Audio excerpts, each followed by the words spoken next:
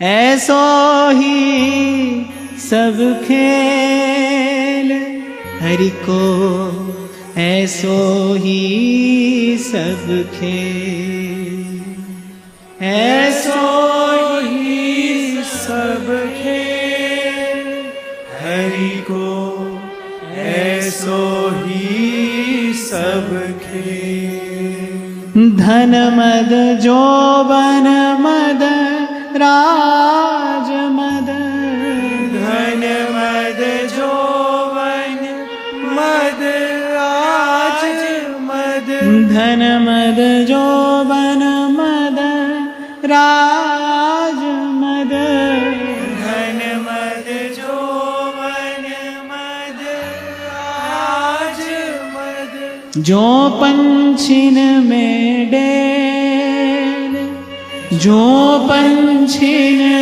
में डेल, ऐसो ही सब खेल, ऐसो ही सब खेल, ऐसो ही सब खेल हरि को, ऐसो ही सब खेल। अच्छा एक बात और, ये बात मानना तो ठीक समय पर मानना।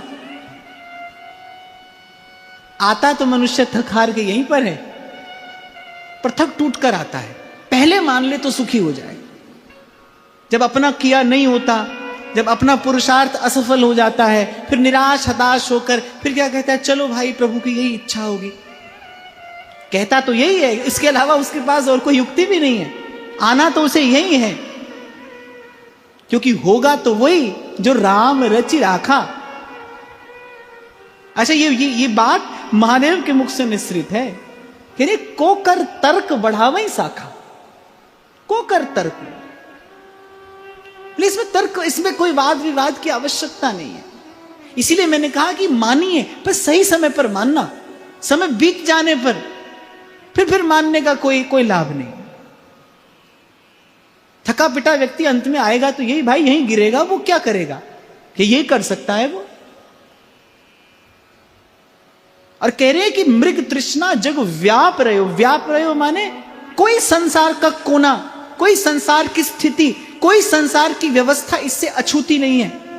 संसार में सब जगह केवल सुखाभास है, अर्थात दूर से दिखाई देने वाला सुख। और कहूं बिजोरो न बेल, और इसके किसी आदि अंत की खबर किसी को पड़ी नहीं। और फिर कह रहे धन मद, जोमन मद और राज मद, कि तीन प्रकार के मद हैं जो जीव का पतन कराते हैं। सबसे पहले क्या है, धन मद। देखो धन में गर्मी तो होती है, ये तो मानना पड़ेगा। आप रिक्शा में बैठ के जाओ, अनुभव करना आप इसको। आप रिक्शा में बैठकर जाओ तो आप किसी और तरीके से देखते हो बाहर। आप गाड़ी में बैठकर जाओ तो आप और तरीके से देखते हो। और उसमें भी बहुत बढ़िया गाड़ी में बैठकर जाओ, फिर देखो चितवन हसन बोलन सब बदल जाती है ना। उसका प्रभाव है भाई, और कोई इससे अछूता नहीं। मैं अपनी बात भी करूं, प्रभुता पाए खाए मद नाई, इससे कोई अछूता नहीं। धन आएगा तो मद भी आएगा, धन आएगा तो मद भी आएगा। इससे बचने की केवल एक युक्ति है कि संपत्ति के साथ साथ सुमति भी हो। सुमति हो तो इस मद से बचा जा सकता है। सुमति अर्थात संस्कार, संस्कार अर्थात जब आप लेने से अधिक देना जानते हो। लेना बुरा नहीं, न देना बुरा। मैंने छोटे से में बड़ी बात कही आपको। लेना बुरा नहीं है, न देना बुरा है। लीजिए पर दीजिए, दीजिए। आप भूल जाते हैं, आप बार बार भूल जाते हैं कि जीवन का सौंदर्य संतुलन में निहित है। जमीन पर चलने में भी संतुलन बिगड़ जाए तो आप गिर जाते हैं। गिरते हैं कि नहीं, चोट लग जाती है। Balance is the beauty of life. जीवन का सौंदर्य संतुलन में है, एक अनुपात में है। जीवन का स्वाद जो है वो अनुपात में है। तो लीजिए पर दीजिए भी। और मैं तो कहता हूं पहले दीजिए, पहले दीजिए। आजकल की जो नई विचारधारा है इसमें क्या है, आपको जो भी है वो देखो, वो आपको अपने अधिकार के लिए लड़ना सिखा रहा है। अपने अधिकार के लिए लड़िए, अधिकार के लिए लड़िए। अधिकार के लिए लड़ने की आवश्यकता नहीं होती भाई। चीख चिल्लाकर अधिकार नहीं पाया जाता, लड़ झगड़ कर अधिकार नहीं पाया जाता, छीन झपट कर अधिकार नहीं पाया जाता।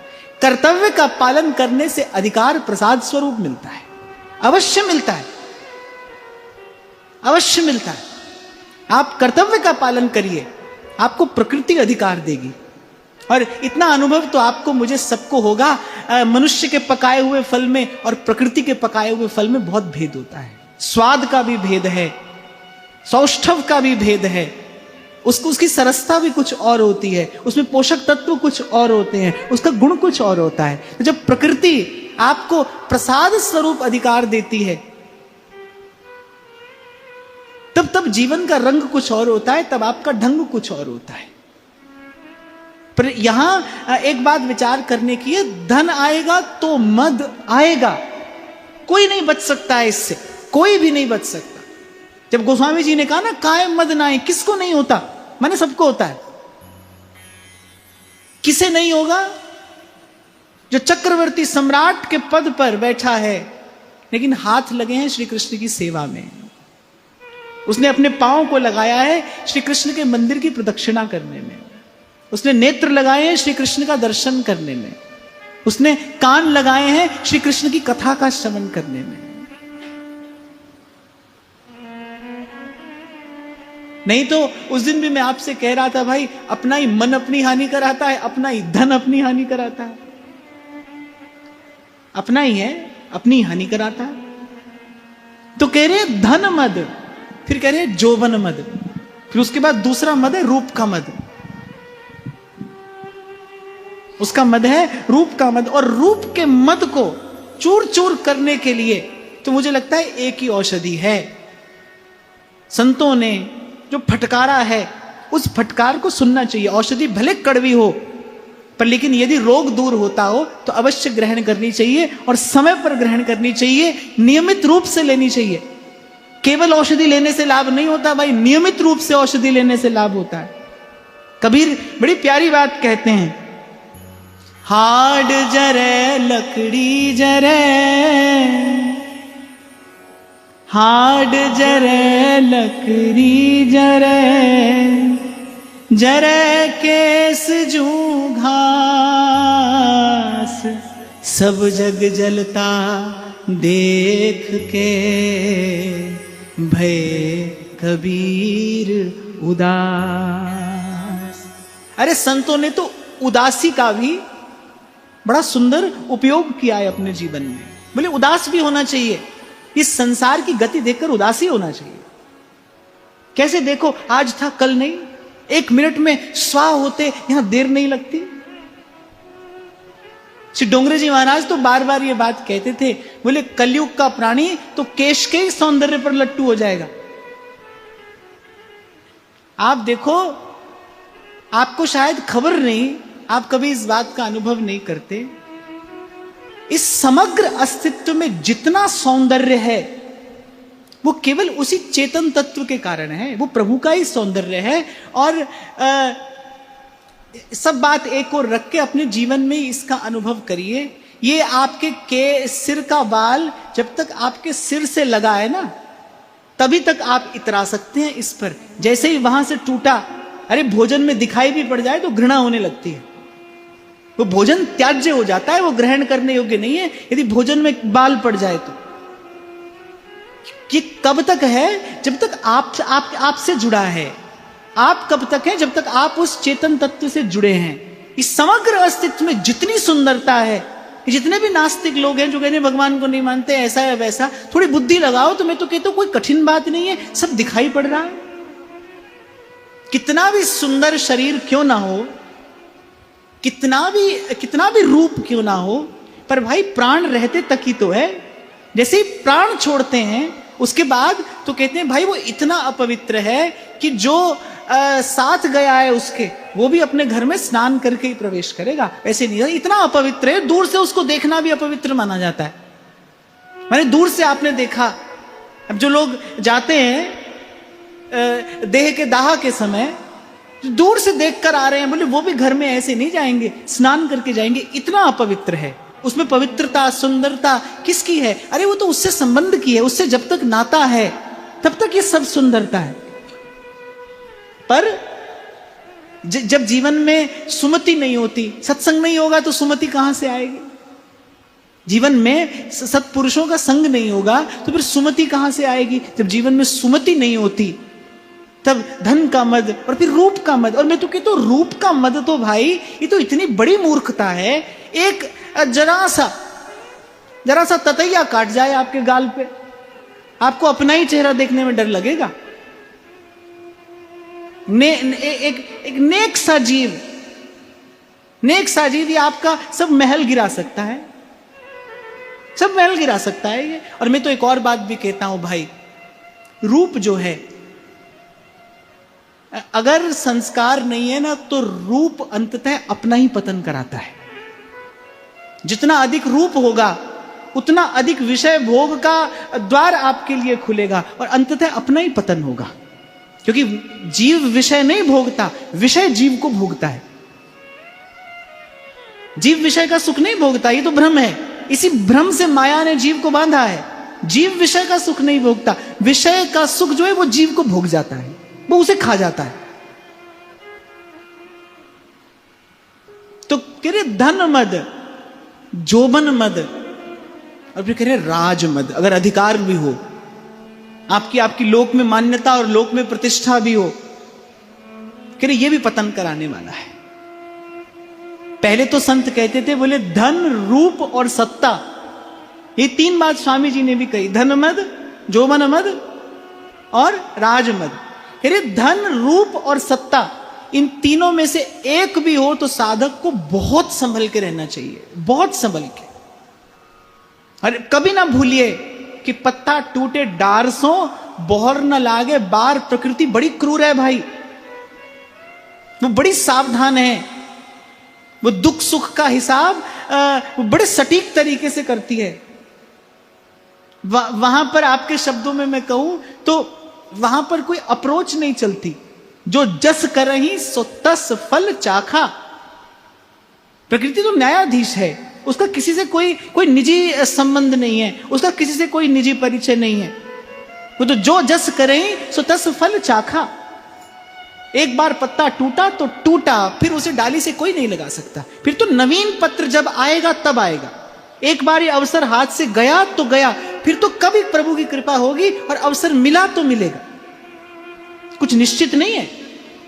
आप किताब में पढ़ लो, इतना यज्ञ कर लो स्वर्ग में जाओगे, जाओ जाकर देखो। संत कहते हैं भाई इस सब बात में न पढ़कर वृथा श्रुति कथाश्रमो बत विभेमि कैवल्यतः।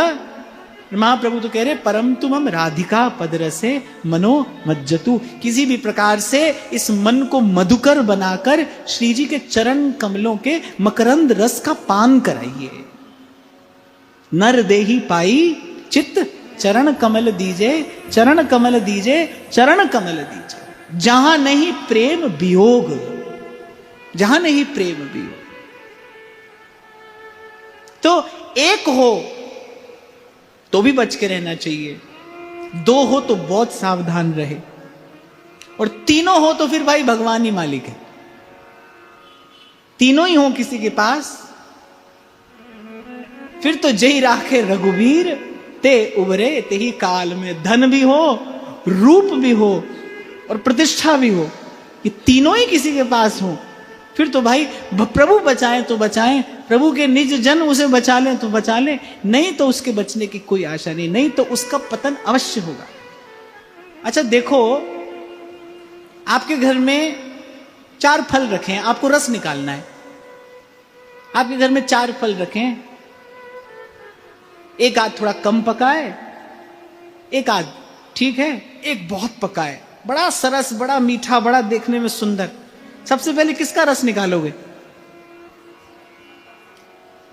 संसार में जितना गुण अधिक है उसका रस सबसे पहले निकाला जाता है। सेवक जी कह रहे हैं गुणमानी संसार, ऐसा ही है।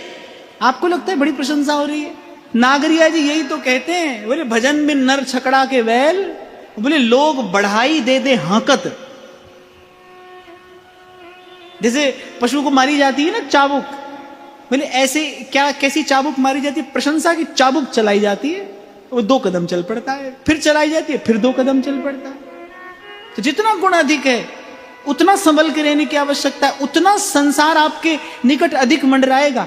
आज किसी साधु महात्मा के विषय में ये बात संसार को खबर पड़ जाए, आज तो वो बेचारा एकांत में भजन कर रहा है, कल खबर पड़ जाए कि महाराज का वाक सिद्ध है, आप देखो कल से उसके यहां पर लाइन लगती, उस महात्मा के प्राण संकट में आ जाएंगे, ऐसे संसार घिरेगा उसको। यही तो कारण है कि भक्तों ने संतों ने अपने आप को छुपा कर रखा, दुबका कर रखा, क्योंकि संसार को तो जैसे खबर पड़ेगी, गुड़ का डेला कहीं रख दीजिए, मक्खी भिनभिनाने लगेगी ना वहां पर, ऐसे ही संसार है।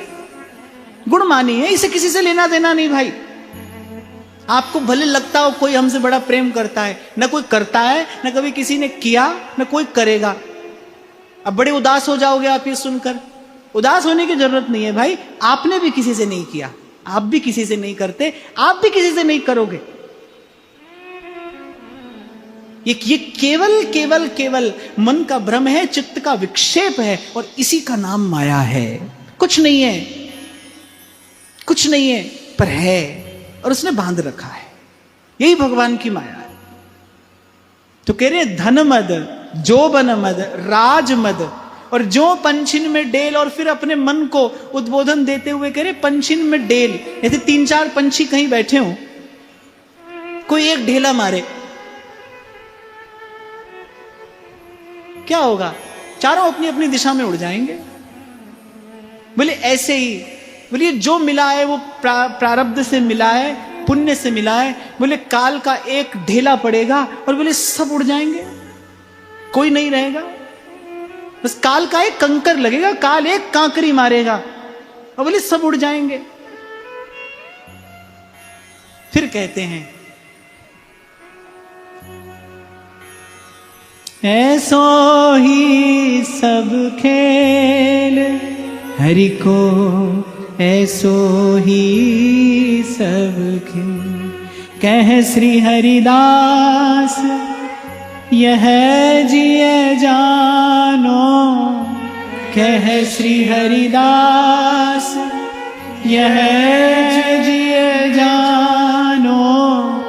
कह श्री हरिदास, यह जिय जानो। श्री हरिदास यह जिय जानो। तीरथ को सो मेल, तीरथ कैसो मेल, ऐसो ही सब खेल, ऐसो ही सब खेल हरि को, ऐसो ही सब खेल। इसलिए 2-4 क्षण अपने मन को अपने पास बिठा के सुमिरन कर ले मना तेरी, बीती जाती उम्र हरि नाम बिना, सुमिरन कर ले मना। कूप नीर बिना, धेनु क्षीर बिना, धरती में बिना, जैसे तरुवर फल बिन हीना, जैसे तरुवर फल बिन हीना, तैसे प्राणी हरि नाम बिना, तैसे प्राणी हरि नाम बिना, सुमिरन कर ले मना तेरी भी अमर हरि नाम बिना सुमिरन कर ले मना। बहुत लोग कहते हैं बोले महाराज सत्संग सुनते हैं पर भजन तो होता नहीं, सुनते हैं पर भजन तो होता नहीं। अब दवा ले जाकर घर रख देने से कोई थोड़ी ठीक हो जाता है। आपको कोई रोग हुआ, बोले डॉक्टर को दिखाया, बोले हाँ। दवा ली, बोले हाँ ले आए वहां से, ठीक तो नहीं हुए। अरे जाना भी है, औषधि लानी भी है और फिर उसका सेवन भी करना है। यहां सुनने से भजन नहीं होगा। जहां से आज की चर्चा आरंभ की वहीं चलें। यहां सुन के जाने मात्र से भजन नहीं होगा, अपने मन को सुनाने से भजन होगा। सुमिरन कर ले मना, काम क्रोध मद लोभ निवारो, काम क्रोध मद लोभ निवारो, कह गए संत जना, कह नानक शाह सुन भगवंता, कह नानक शाह सुन भगवंता। या जग में नहीं कोई अपना, या जग में नहीं कोई अपना, सुमिरन कर ले मना। इसीलिए आरंभ में मैंने कहा कि त्याग और वैराग निश्चित रूप से भगवद अनुराग का आस्वादन करने के लिए इन दोनों का आधार होना आवश्यक है। ध्रुवदास जी भी कह रहे, जग सो भयो फिरे बैरागी, वृंदावन रस में अनुरागी। ये त्याग और वैराग ये अपेक्षित है। ये संपत्ति तो साधक के जीवन में हो, अवश्य हो, पर वास्तविक संपत्ति हो। किसी की संपत्ति पर इतराना, ये तो मुझे लगता है अपने आप को छलने जैसा है। किसी को छलना भी है और ये स्वयं को छलना भी है। किसी की संपत्ति पर इतराना हो तो फिर अपनी संपत्ति पर इतराइए। जब आपके और अंतर में वास्तविक त्याग हो, जब संसार की इच्छा का अभाव होते आप देखें, जब संसार की इच्छा का अभाव होते आप देखें। त्याग का अर्थ कदापि नहीं कि आपका किसी वस्तु पर अधिकार नहीं। त्याग का वास्तविक अर्थ है जब वस्तु का आप पर अधिकार ना हो, क्योंकि जीवन में देखा जाता है कि वस्तु हम पर अधिकार कर लेती है। किसी वस्तु के होने से यदि सुख हो रहा है तो समझ लेना उस वस्तु ने हम पर अपना अधिकार कर लिया है। अब जब वो वस्तु जाएगी तो दुख देकर जाएगी, पीड़ा देकर जाएगी। आपका वस्तु पर अधिकार हो, अच्छी बात, खूब रखिए। मैं पहले आपको सुनाता था ना, एक महात्मा ऋषिकेश में रहते थे और खूब उनके पास में वैभव और बड़े ऐश्वर्य से वो अपना रहते थे, ठाट बाट से रहते थे। एक सेठ जी उनके पास आया करते थे। उनके मन में बार बार उनको देखकर संशय होता था। मेरे महाराज मुझे समझ नहीं आता, हमारे जैसे ही तो हैं आप भी, इसी सब ठाट बाट में हम भी रहते हैं, इसी सब में आप भी रहते हैं, क्या फर्क है। एक दिन महात्मा ने सोचा भाई बहुत समय हुआ, आज इसका इलाज करना ही चाहिए। तो बोले सेठ जी सुबह सुबह आना, हम गंगा स्नान को चलेंगे। गंगा स्नान को पहुंचे, महात्मा ने भी लंगोटी लगाई है, सेठ जी भी उसी दशा में गंगा जी में उतरे। अब महात्मा ने कहा देखो सेठ जी, आप बार बार कहते हो ना आप हम एक जैसे, आप हम एक जैसे, तो आज जो जो हम करें वो आप भी करते जाना। 2-4 डुबकी महात्मा जी ने लगाई, सेठ जी ने भी लगाई। अब 2-4 डुबकी लगाकर थोड़ी भगवान की स्तुति की, सेठ जी ने भी की। ये सब काम तो सेठ जी बड़ी सुविधा से करते रहे। फिर महात्मा जी ने लिया गंगा जी का जल हाथ में और महात्मा जी ने कहा मेरी जो संपत्ति है, मेरी जो भी लौकिक संपत्ति है, उसका मैं आज इसी क्षण त्याग करके और इसी लंगोटी में बद्रीनाथ को जा रहा हूं। करिए सेठ जी, आप भी ऐसा ही संकल्प करिए। अब सेठ जी घबराए, बोले नहीं ये तो हम नहीं कर पाएंगे। तो महात्मा जी ने कहा नहीं कर तो हम भी नहीं रहे। बोले कर तो हम भी नहीं रहे ऐसा, फिर तुम बार बार पूछते थे ना आप में हम में फर्क क्या है, आप में हम में क्या भेद है। तो आप में हम में ये भेद है, इन वस्तुओं पर हमारा अधिकार है, हम जब चाहें इसे छोड़कर जा सकते हैं। पर तुम्हारे पास जितनी वस्तुएं हैं, तुम्हें केवल भ्रम है कि तुम उनके अधिकारी हो। वस्तुतः उन वस्तुओं का तुम पर अधिकार है, उन वस्तुओं का तुम पर अधिकार हो गया। तो इसीलिए महात्मा को दूर रहने के लिए कहा जाता है, किससे? पराश्रय से। पराश्रय ना हो उसके जीवन में। पराश्रय वस्तुतः क्या है कि किसी वस्तु व्यक्ति का आप पर अधिकार हो गया। इसीलिए मैं बार बार आपसे कहता हूं, आपके पास कुछ नहीं है, इसका नाम त्याग नहीं है, इसका नाम तो अभाव है। ये तो अभाव है और प्रारब्ध से है भाई। ये तो किसी के पास है, किसी के पास नहीं, किसी के पास कम, किसी के पास अधिक।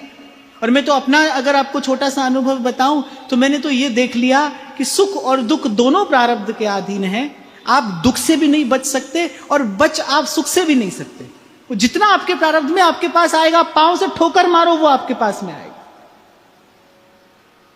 ये खींचातानी मैंने खूब अपने जीवन में करके देख लिया। संतों की कृपा से एक बात समझ में आ गई, भाई ये भी झूठ है, वो भी झूठ है। सच्ची बात यही है कि जो जीवन में आया है, भले वो सुख आया है, भले वो दुख आया है, उससे कुछ सीख कर जीवन का सदुपयोग कर लीजिए। साधन है तो सेवा में लगा लीजिए, और यदि अभाव है तो अपने मन को धीरज बंधाइए कि ये प्रभु का विधान है मेरे लिए, इसमें मेरा मंगल ही होगा। और उस अभाव को प्रभु का विधान मानकर, स्वीकार कर, प्रसन्न होकर भजन में लगिए।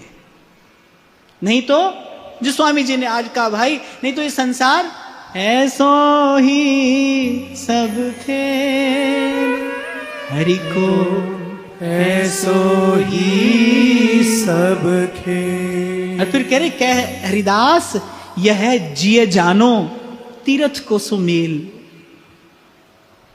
10 दिशाओं से लोग आते हैं गंगा जी के तट पर स्नान करने, मिलते हैं। अच्छा क्या होता है, गंगा स्नान करते करते लोग एक दूसरे को भाई बहन भी बना लेते हैं। ऐसा होता है ना, पहले तो ऐसा होता था, गंगा किनारे मिले, पहले गंगा जी के तट पर ही किसी को भाई बना लिया, किसी को बहन बना लिया। लेकिन फिर क्या है, 4 दिन बाद सब अपने अपने ठिकाने चल दिए। जैसे ही मेला खत्म वैसे ही खेला खत्म। ऐसे ही स्वामी जी कह रहे, भाई तीर्थ को सो मेल, 4 दिन का मिलना है यहां किसी से। हाँ, इतना मैं अवश्य कहूंगा, भाई 4 दिन का ही जब मिलना है, मीराबाई कहती है ना, नहीं ऐसो जन्म बार बार, दासी मीरा लाल गिरधर जीवना दिन 4। जब 4 दिन का ही मिलना है तो भाई वो 4 दिन में लड़ना झगड़ना क्यों है, उसमें राग द्वेष क्यों करना है? 4 दिन का जीवन है, कैसे जीना है? हमारे आचार्य आज्ञा देते हैं, सब सोहित निष्काम मति और वृंदावन विश्राम। बुद्धिमानी यही है, सार की बात यही है कि राधा वल्लभ लाल को हृदय ध्यान मुख नाम। राधा वल्लभ के गुण गाए लियो, राधा वल्लभ के गुण गाए। और मुझे लगता है किसी से भी संबंध निभाना, किसी से भी संबंध निभाना, उसकी सबसे सुंदर युक्ति यही है कि जो जो आपके संपर्क में आया है, जो जो आपके संबंध में है, उसको किसी ना किसी प्रकार भगवत भजन में लगाने का प्रयास करिए। इससे सुंदर नाता निभाना और क्या हो सकता है?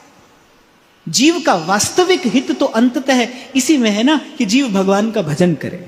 आप माता हैं, आप बहन हैं, आप पति हैं, आप भाई हैं, आप मित्र हैं, आप सुहृद हैं, जो भी संसार का संबंध है। मैं तो आपसे कई बार कहता आया, आज फिर कह रहा हूं, जो भी मिला है भागिए मत उसको छोड़कर, उसका सदुपयोग करिए। संसार के संबंधों का भी सदुपयोग करिए, प्रयास करिए, ईमानदारी से आप भी भजन करिए, और हो सके तो किसी को भगवत भजन के भाव में लगा दीजिए। यही संबंधों का सर्वोपरि निर्वाह है भाई। और भक्त का तो जीवन ही यही है, सतरति सतरति स लोकांस तारयति। आप जपे और नाम जपा। हरिदास जी महाराज कहते हैं ना, कहें कथा और अर्थ विचारे, आप तरे औरन को तारे, आप तरे औरन को तारे। कह रे दास मिले हरिदासा, जन्म जन्म की पूरी आशा, जन्म जन्म की पूरी आशा। आप भी लगिए और किसी को हो सके तो लगा दीजिए। फिर सदा स्मरण रखना भाई, आप जिसे अपना माता पिता कहते हो, जिसे पुत्र पुत्री कहते हो, इस संसार में संबंध यदि कहीं सफल सार्थक हो सकता है, इसी भाव से हो सकता है, उसके हित का चिंतन करके उसे भगवत भजन में लगाइए। और यदि आपके भजन भाव में सामर्थ्य हुई तो आपका संकल्प अवश्य सफल होगा, क्योंकि इस संकल्प में जीवात्मा का परम हित है। प्रकृति इसमें आपका सहयोग करेगी। लेकिन संसार के संबंध से राग और द्वेष के बंधन में बंध जाना, ये तो मूर्खता है भाई। इसी से बचने का ये विचार संत जन दे रहे, संसार से नहीं। ये जो संसार का व्यवहार है, जिसके कारण राग द्वेष में जीव बंधता है, अपने और पराये में बांट लेता है स्वयं को और जीवन को। अगर सब साधु के नहीं होते तो साधु क्यों कहता सर्वे भवन्तु सुखिनः और सर्वे सन्तु निरामया। हमारे ऋषि मनीषी क्यों ये उद्घोष करते, लोकः समस्तः सुखिनो भवन्तु। महाप्रभु को लेकर कहां जाना है हमें? रसना कटऊं जो अन्न रटऊं, यहां लेकर जाना है। लेकिन महाप्रभु आरंभ कराते हैं सबसो हित। इस गली में प्रवेश ऐसे ही करना होगा भाई। आप कभी गुरुद्वारे गए हो तो आप देखो कि वहां श्री गुरु साहब के सामने जाने से पहले गुरुद्वारे में ऐसी एक व्यवस्था होती है कि जल की धारा बह रही है एक, माने उसमें आप अपने पांव धोकर ही भीतर जाएंगे। कोई कहीं से भी आया है लेकिन वो अपने पांव धोकर ही भीतर जाएगा, वो जल की धारा बह रही है। ऐसे ही ये सर्व के प्रति सद्भाव रख कर ही इस प्रेम गली में जाया जा सकता है भाई। ये जो विचार की धारा है ना, इसमें आपको स्वयं को निर्मल करना होगा, और नहीं तो भाई इससे अधिक यहां पर कुछ नहीं है। अब देखो, व्यक्ति मिला है तो वो जाएगा भी, निश्चित रूप से जाएगा। व्यापारी की भांति सोचिए, जैसे एक व्यापारी अपने लाभ का विचार करता है ना, उसे अपने लाभ का लोभ होता है, ऐसे एक व्यापारी की भांति, एक व्यवहारी की भांति सोचिए, भाई हमारा लाभ किस में है, हमारी हानि किस में है। व्यक्ति मिला है, निश्चित है वो जाएगा भी सही। दो युक्तियां हैं, या तो वो दुख देके जाए या सुख देके जाए। अब मैं कहता हूं कि व्यापारी की भांति यही सोचिए कि सुख देकर जाए। और सुख देकर कैसे जाएगा? आप उसे सुख देने का प्रयास करिए। सुख देने से ही सुख होता है भाई, छीनने से तो सुख होता नहीं। और किसी के भी जीव मात्र के सुख का विधान केवल भगवत भजन से ही संभव है, भगवत भजन से संभव है। और माताओं बहनों को तो मैं ये बात विशेष रूप से कहूंगा कि आप जननी हैं, आप पत्नी हैं, आप भगिनी हैं, आपके पास संकल्प का बल है, संकल्प की शक्ति है, आप में सृजन करने की शक्ति है। ये योग्यता, ये पात्रता, ये बल, ये शक्ति प्रकृति ने आपको ही दिया है। आपको तो विशेष रूप से आपके घर के जितने भी जन हैं, आपको तो विशेष रूप से संकल्प करना चाहिए, अपने मन में ये सद्भाव रखना चाहिए, भाई किसी भी प्रकार से येन केन प्रकारेण, आज कल थोड़ा अधिक, लेकिन जो भी हो भगवत भजन में लगे। नहीं तो भाई मैंने कहा ना, आना भी है और जाना भी है, मिलना भी है और बिछड़ना भी है। कहने वाला कहता है ना, लिखने वाले ने लिख डाले, मिलन के साथ बिछोड़े। मिलने के साथ ही वो घड़ी भी तय है, नियत है। ये जो छोटा सा अवसर आपको मिला है ना, ये थोड़ी सी जो समय की अवधि आपको मिली है, इसका लाभ लीजिए, अधिक से अधिक लाभ लीजिए। बहुत बार मैं देखता हूं घर में व्यवहार में रहने वाले व्यक्ति का चित्त जो है ना, वो क्लेश से बना रहता है। उसके चित्त में क्लेश बना रहता है, या तो राग के कारण क्लेश है या द्वेष के कारण क्लेश है। आप ये मत समझना कि संसार में किसी से राग हो तो बड़ा सुख है, उसके कारण भी क्लेश ही है। द्वेष में भी क्लेश है, राग में भी क्लेश है। और प्राय करके देखा जाता है कि व्यवहार में पड़ने वाला इसी राग और द्वेष के कारण अपने हृदय में क्लेश भरे रहता है। राग और द्वेष से मुक्त होने की यही विधि है। प्रभु के नाते सबके मंगल का, सबके कल्याण का विचार करते हुए एक भाव रखिए। वो आपका निकट का संबंधी है कि दूर का। मैं तो कहता हूं जो आपके संपर्क में आया, जो आपके संबंध में आया, किसी प्रकार से वो आपसे भगवत भाव लेकर जाए। मैं कई बार आपको एक उदाहरण देता हूं कि गंगा जी का उद्गम होता है गोमुख से, और अनेक अनेक स्थानों को तीर्थ बनाती हुई गंगा जी विश्राम तो समुद्र में ही जाकर पाती हैं। लेकिन एक बात है भाई, गंगा जी की धारा जिस भूखंड का स्पर्श करती है वो भूमि उपजाऊ हो जाती है, वो स्थान तीर्थ हो जाता है। ऐसे ही आए हैं और ये भी जान लिया कि परम विश्राम तो प्रभु के ही चरणों में है, लेकिन ये जीवन रूपी जो अवधि, जो समय प्रभु ने आपको मुझे दिया है, मैं तो कहता हूं तीर्थ का ही मेल जो प्रभु ने मिलाया है, इस तीर्थ के मेल में भी इतनी व्यवस्था अवश्य की जा सकती है, हमारा जीवन जिसको स्पर्श करे वो जीवन भी पवित्र हो जाए, उस जीवन में भी भगवत भाव का संचार हो जाए। महापुरुष भगवान से प्रार्थना करते हैं कि प्रभु आस्तिक भाव की वृद्धि हो, शुभ मंगल का संचार हो, अभ्युदय हो, सबका अभ्युदय हो। मैं फिर पहली बात की ओर आपका थोड़ा ध्यान लेकर जाऊं, नहीं तो भाई इस संसार ने आज तक अपार दुख, अपार कष्ट दिया है। सूरदास कहते हैं, ये संसार अपार बिरत है, पार नहीं पाया इसका किसी ने। उस रचनाकार की इस रचना को कोई पूर्ण रूपेण समझ नहीं पाया है। जम की त्रास न सही रे मन गोविंद के है रे। तो केवल यही भाव मन में नहीं रखना है कि मुझे भजन कराना है, केवल यही भाव मन में नहीं रखना है कि मुझे भजन करना है, करना भी है, और जो जो मेरे निकट आए, जो जो मेरे संपर्क में आए, मुझे इस भगवत भाव का संचार भी करना है। देखो लोग चीखते हैं, चिल्लाते हैं, संस्थाएं बनाते हैं और बड़े बड़े समूह बनाते हैं, क्या करेंगे? धर्म का प्रचार करेंगे। ऐसे नहीं होता है धर्म का प्रचार। धर्म को धारण करने से ही धर्म की रक्षा है, सीधी बात है। आप धर्म को जीवन में धारण करिए, आप धर्म की रक्षा कर रहे हैं, और धर्म की रक्षा करने वाला धर्म के द्वारा रक्षित होता है, ये सिद्धांत है। धर्मो रक्षति रक्षितः। खंडन मंडन करने से धर्म की रक्षा नहीं है, मारपीट करने से धर्म की रक्षा थोड़ी होती है, किसी को छोटा बताने से थोड़ी आप बड़े होते हैं। धर्म को जीवन में धारण करने से धर्म की रक्षा है। इस संसार से पार जाना है, प्रभु के चरणों में परम विश्राम पाना है, सीधा मार्ग है, सीधे सीधे हरि भजिए, हरि भजिए, हरि भजिए।